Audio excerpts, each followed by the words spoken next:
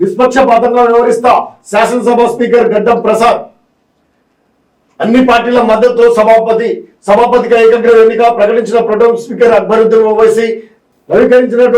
సహకరించినటువంటి పార్టీలకు ధన్యవాదాలు. సీఎం రేవంత్ రెడ్డి. ప్రసాద్ కుమార్ ప్రస్థానం స్ఫూర్తిదాయకం అంటూ కేటీఆర్. ఉత్తమ్ కుమార్ రెడ్డి, కోమటిరెడ్డి. బీజేపీ ఎమ్మెల్యేల ప్రమాణం కేసీఆర్ మినహా సభ్యుల ప్రమాణ స్వీకారం అంతా కూడా పూర్తి అయింది. కేసీఆర్ అనారోగ్యంతో ఆసుపత్రిలో ఉండటంతో ఆయన ఇంకా ప్రమాణ స్వీకారం చేయలేదు. ఈ రోజు తోటి అందరు కూడా ప్రమాణ స్వీకారం చేశారు. బీజేపీ వాళ్ళు అక్బరుద్దీన్ ఓవైసీ ఉంటే మేము చేయమని వారు వాకౌట్ చేసినటువంటి అంశంలో ఈ రోజు నిన్న జరిగినటువంటి శాసనసభ స్పీకర్ ఎన్నిక తర్వాత వారు ప్రమాణ స్వీకారం చేయడం జరిగింది.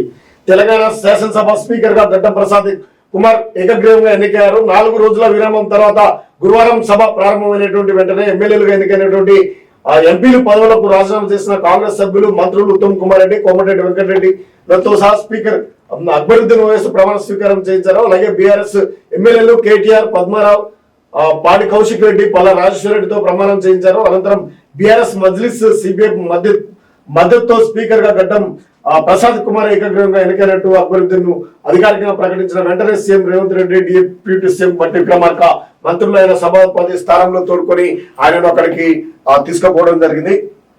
తెలంగాణలో తొలి ఒక దళిత స్పీకర్ గా ఆయన ఎన్నిక కావడం జరిగింది. సాదా సీదాగా ఉండే ప్రసాద్ సుదీర్ఘ రాజకీయ అనుభవం కలిగినటువంటి వ్యక్తి. గతంలో మంత్రిగా కూడా పనిచేశారు. కిరణ్ కుమార్ రెడ్డి హయాంలో కిరణ్ కుమార్ రెడ్డి ఉమ్మడి ఆంధ్రప్రదేశ్ లో ఉన్నప్పుడు కీలకమైనటువంటి సౌమ్యుడిగా మంచి పేరున్నటువంటి ఆయనకు అవకాశాన్ని కల్పించడం నిజంగా దళితులని గౌరవించినట్టు స్పష్టంగా కనిపిస్తుందనే అభిప్రాయం కూడా వ్యక్తమవుతుంది. అనేక సామాజిక కోణాల్లో మంత్రివర్గ కూర్పులు చేసినటువంటి రేవంత్ రెడ్డి ఈ అంశంలో కూడా మంచి నిర్ణయాన్ని తీసుకున్నారు అనే అభిప్రాయం కూడా బలంగా వినిపిస్తా ఉంది.